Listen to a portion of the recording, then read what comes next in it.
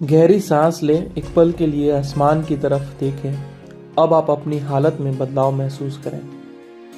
नमस्कार, मैं प्रीतम कुमार दुबे आज आपको एक प्रेरक कहानी सुना रहा हूँ जो आपको बहुत पसंद आएगी और आशा नहीं पूर्ण विश्वास है आपको प्रेरित भी करेगी। तो चलिए कहानी शुरू करते हैं। कहानी का शीर्षक है मेहनत का फल। आज की कहानी बलुआ दियारा के रहने वाले राम बिहारी की है। अनपढ़ होते हुए भी राम बिहारी बड़े कुशल कारीगर थे।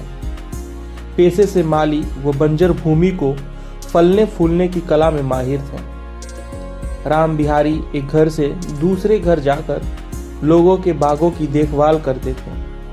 वो बहुत मेहनती थे और जीवन यापन करने के लिए पर्याप्त कमाते थे। 45 साल की उम्र में भी वो घर घर जाते थे, दिन भर साइकिल चलाते थे और मन लगाकर अपना काम करते थे। एक दिन राम बिहारी की नजर महादेवगंज के मूल निवासी नंद किशोर पर पड़ी। बातचीत के दौरान नंद किशोर ने राम बिहारी से कहा कि उनके घर में एक बगीचा है और उसकी देखभाल के लिए उन्हें एक माली की जरूरत है। नंद किशोर अब दिल्ली में रहने लगे थे। राम बिहारी ने भी उनकी बातों में हामी भरी और नंद किशोर के साथ दिल्ली जाने को तैयार हो गए।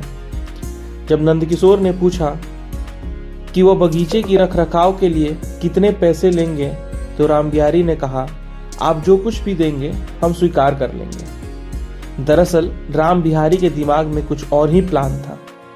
नंद किशोर का घर दिल्ली के पॉश इलाके में था। ज्यादातर अमीर और संपन्न लोगों के पास उनके अपने बंगले थे। अगली सुबह राम बिहारी अपनी साइकिल पर नंद किशोर के घर पहुंचे और उनका अभिवादन किया। राम राम मालिक। भारत में यह एक प्रकार की अभिवादन करने की रूप है। फिर उन्होंने अपनी औजार निकाले और काम पर लग गए। 13 दिनों के भीतर राम बिहारी ने उस बगीचे की सूरत ही बदल दी। नंद किशोर भी बाग की शोभा देखकर चकित रह गया। फिर उसने अपनी योजना के अनुसार आसपास के अन्य लोगों से संपर्क करना शुरू किया और उन्हें नंद किशोर के बगीचे में किए गए परिवर्तन को दिखाया। आसपास के लोगों को भी राम बिहारी का काम पसंद आया और एक एक करके उन्होंने आस पड़ोस के सभी बागों की देखभाल का काम अपने हाथ में ले लिया। सुबह 6 बजे से शाम 6 बजे तक राम बिहारी ने खूब मेहनत की और एक एक बाग को नया रूप दिया। उसके पास अब बहुत अधिक काम था और अधिक कमाई भी। राम बिहारी ने अब एक मोटरसाइकिल खरीद ली थी। 2 साल के अंतराल में राम बिहारी ने 21 घरों की बगीचे की देखभाल की और 4 लड़कों को काम पे रख लिया। इसी बीच दिल्ली के एक मशहूर बिल्डर की नज़र राम बिहारी के काम पर पड़ी तो उन्होंने राम बिहारी को पूरी बिल्डिंग के आंगन में पेड़ लगाने को ठेका दे दिया। राम बिहारी ने फिर दिन रात काम किया। इस कॉन्ट्रैक्ट ने राम बिहारी की किस्मत पलट दी।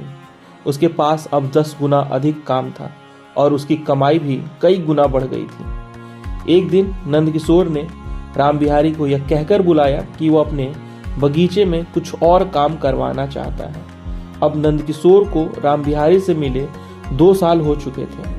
राम बिहारी ने कहा, थोड़ी देर में बंगले पर पहुंच जाएंगे। कुछ देर बाद एक चमचमाती कार नंद किशोर के बंगले के सामने रुकी। नंद किशोर घर के बाहर खड़ा था। एक व्यक्ति गाड़ी से उतरा और उसे राम राम मालिक कहकर अभिवादन किया। नंद किशोर ने सोचा, कौन है ये व्यक्ति जो स्वयं इतना धनवान है, इतनी चमकदार कार का मालिक है और मुझे मालिक कह के बुला रहा है। क्या ये वही राम बिहारी थे जो 2 साल पहले साइकिल से नंद किशोर के घर आया करते थे? क्या आज वो व्यक्ति कार का मालिक है? नंद किशोर को हाथ जोड़कर धन्यवाद देते हुए राम बिहारी ने कहा, आपके घर से ही मेरी वृद्धि शुरू हुई थी। अब नंद किशोर को जरा भी उम्मीद नहीं थी कि कोई आलिशान कार से उतरकर उसके बगीचे की मिट्टी खोद देगा, लेकिन तभी कुछ ऐसा हुआ जिसकी नंद किशोर को उम्मीद नहीं थी। राम बिहारी ने अपने औजार निकाले और काम पर लग गए और वास्तव में अपने सहायकों से भी अधिक मेहनत कर रहे थे। इसी बीच नंद किशोर ने राम बिहारी की इस तरह काम करते हुए कुछ तस्वीरें क्लिक की। नंद किशोर के लिए पूरी घटना अविश्वसनीय, काल्पनिक लग रही थी। एक साधारण माली जो साइकिल से कार तक आगे बढ़ा रहा था और अभी भी अपने काम के प्रति उतना ही वफादार और समर्पित था। उनके दिल में आज भी अपने काम के लिए उतनी ही इज्जत थी।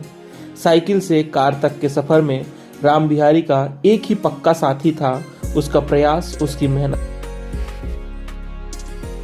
हम सभी के दिल में कुछ बड़ा करने की इच्छा होती है, लेकिन हम में से बहुत से लोग शून्य से शुरुआत करने से हिचकिचाते हैं, घबरा जाते हैं। बड़े काम की शुरुआत भले ही छोटी हो, लेकिन राम बिहारी की कहानी इस बात का जीता जागता उदाहरण है कि मेहनत के दम पर इंसान साइकिल से कार तक जा सकता है। चुनौतियों को आनंद से स्वीकार करें और फिर देखें कि सुंदरता कैसे निखरती है। धन्यवाद।